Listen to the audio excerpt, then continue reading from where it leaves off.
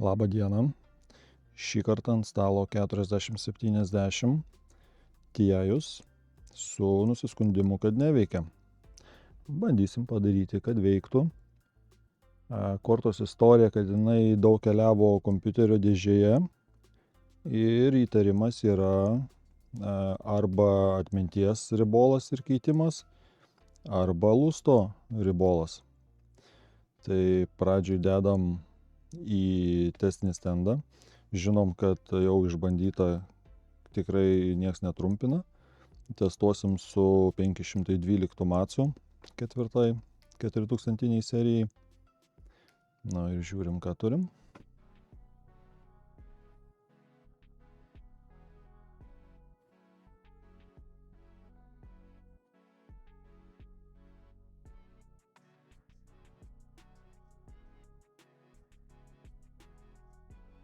Taip, iš pirmų rezultatų, jau nelaukiant maco rezultatų, matom, kad pirmas kanalas, tiksliau B kanalas, pirma mikroschema, tai B1 kanalas.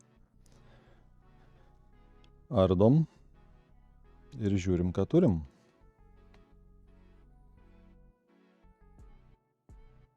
Čia labai ardymais nevarginsiu. Aišku, visą laiką darau taip, kad nusiema balbą kleitą ir tada nusiminėju plombą.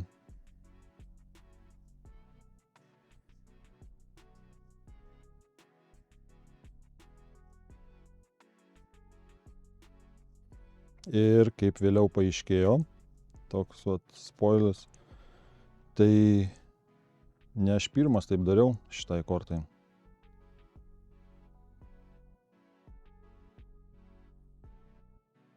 Va.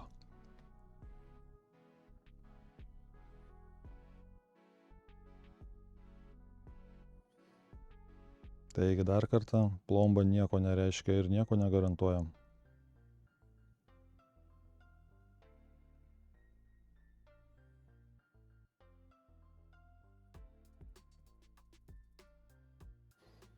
Taip, skaičiuojam kanalos A1, A0, B1. Tai va šitas B1 ir kvailioja. Apsivalau pradžioj lustą, kad įsitikinti, ar nenudaužytas, nenuskaldytas. Nesitikiu, kad bus nudaužytas, nuskaldytas, nes jeigu plomba buvo uždėta, tai turėtų būti viskas gerai. Taip, A204, 400 A1. Lustas švarus, gražus. Ir tada per mikroskopą apžiūrinėjant kortą, pamačiau tą momentą, kad jau čia yra kažkas buvęs prieš mane. Matot apsilydžiusius kondensatoriaus, kaip čia, paduką nuo temperatūros. O va taip atrodo originaliai iš gamyklos. Tai išvada, kad jau šitą lustą kažkas čiupinėjo, šitą kortą jau buvo tvarkyta. Tai dėl viso pikto dar apsižiūriu, ar nebus kokių daugiau palikta pėdsakų. Bet nieko akivaizdaus neradau. Tai judu prie lusto keitimo, ne prie lusto, prie varamo keitimo. Nusiemu viską, kas gali išsilydyti. Paskiau reikia nepamiršti uždėti atgal.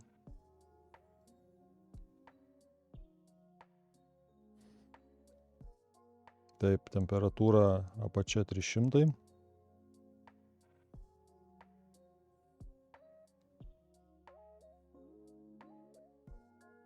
Pasižymiu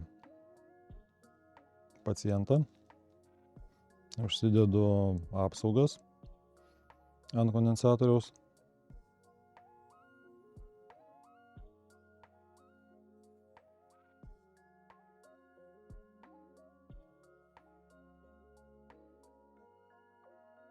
Fenas 350.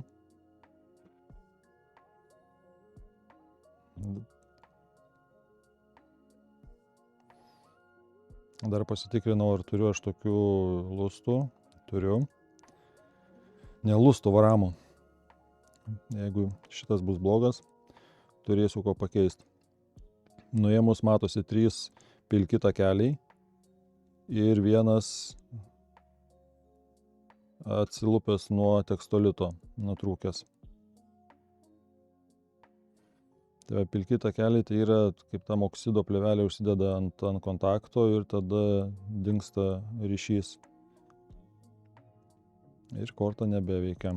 Ir dažniausiai va šitas kampas nuo transportavimo kompiuteryje atlūžta būtent šitie 3 apatiniai kontaktą praranda. Čia dabar ganėtinai švelnios pasekmės, nutrauktų takelių nėra, išskyrus tą vieną tą takelį, kuris yra ar taip jis neaktyvus. Tai ar jis yra ar jo nėra jokio skirtumo. Fliusas yra nuo praėjusio meistro, bet fliusas kokybiškas, bent jau kvepia skaniai.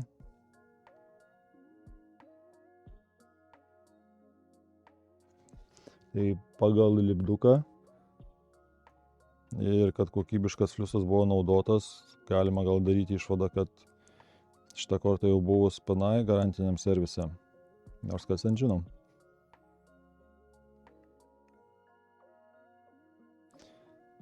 Viską nusivalau. Labai gražiai pasimato nutrauktas takelis, bet kaip minėjau, jisai nieko neįtakoja.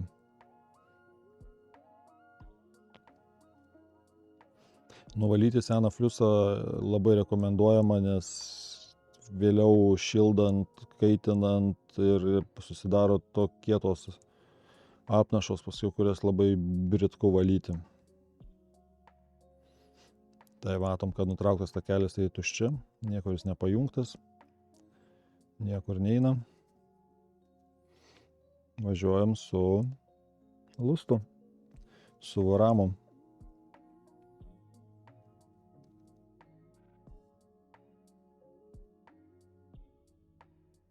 Mechaniniu būdu nuvalysiu, pažeisiu oksidacinę plėvelę.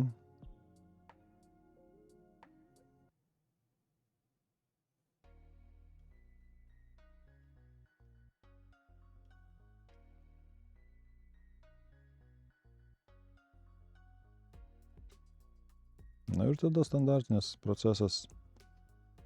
Lituoklis 230.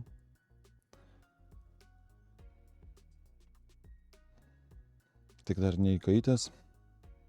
Kažkaip šito užstrigo jisai. Lėtai kaito. Nusiemu seną lydmetalį, kuris greičiausiai yra bešvinis. Jo lydimosi temperatūra šiek tiek aukštesnė. Uždėsiu švino pagrindų lydmetalį, kuris lydosi prie mažesnių temperatūrų. Nusivalau perteklių.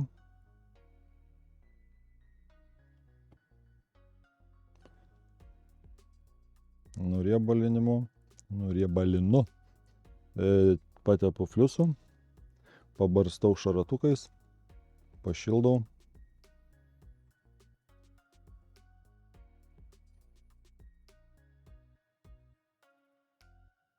Šaratukai atsistoja į savo vietas. Nuėmus trafaretą vienas šaratukas neprisilitavo. Tai tiesiog papildomai rankiniu būdu.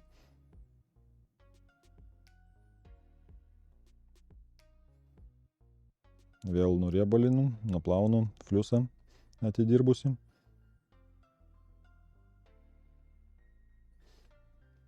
Čipas va kaip, beveik kaip naujos. Ką vėl apačia 300 laipsnių. Šį kartą fliusą tepu tiesiai ant varamo. Su nauneiminiu teptuku jį paskirstau. Šito teptuko negalite įsigyti mano parduotuviai. AliExpress'e jų pilna. Kilogramas 2 eurai. Taip. Pasigaunu pagal raktą, dar šiek tiek patepiau fliuso ant tekstolito.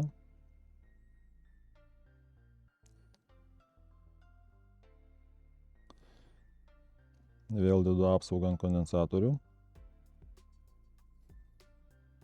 Pašildau, pajudinu, pakrutinu.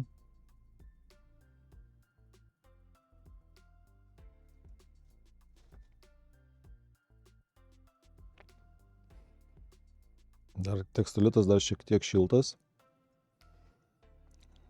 Pasižiūriu, ar nepadariau didesnės žalos kondensatoriui, kai panašu, kad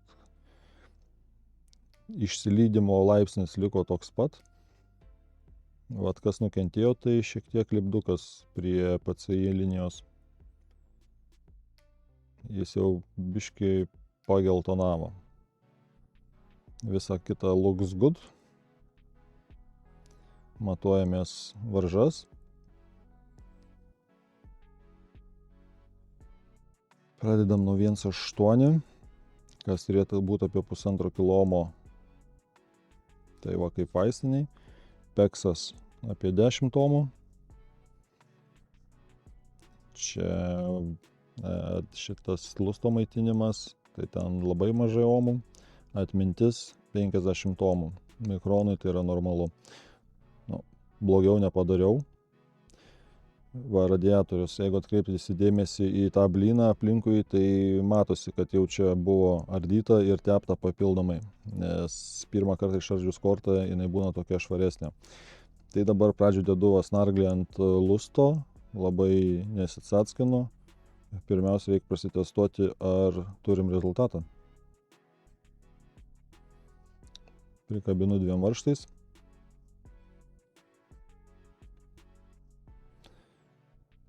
Matso logas jau kitoks.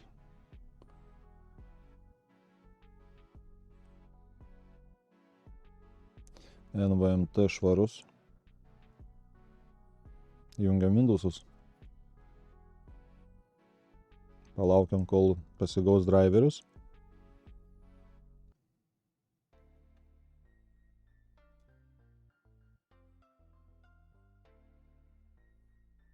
Paduodam trumpą apkrovą, kaip tam va atminti mato. Visi sensoriai veikia.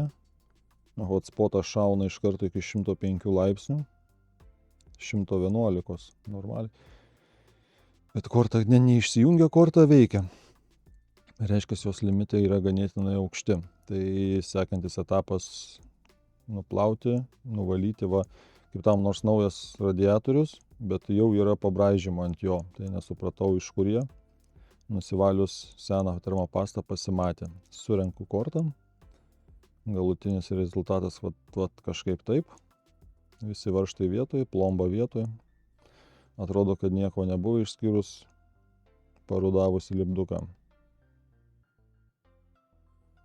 Bet lipduką galima nuimti. Taigi, po šito surinkimo jau temperatūros normos buvo ribose. Delta 12-13 laipsnių hotspoto ir lusto bendros temperatūros. Tada žiūrim, ką rodo 3D markas, kas džiugina, tai va, beveik 50 fps. Šitoj vietoj 3070 korta duoda apie 32 fps, 2060 duoda apie 17 fps. Vat rezultatas. Nu ir ką. Galima pasidžiaugti, kad dar viena Nvidia korta grįžta atgal į trasą. Ačiū visiems žiūrėjusiems. Geros dienos.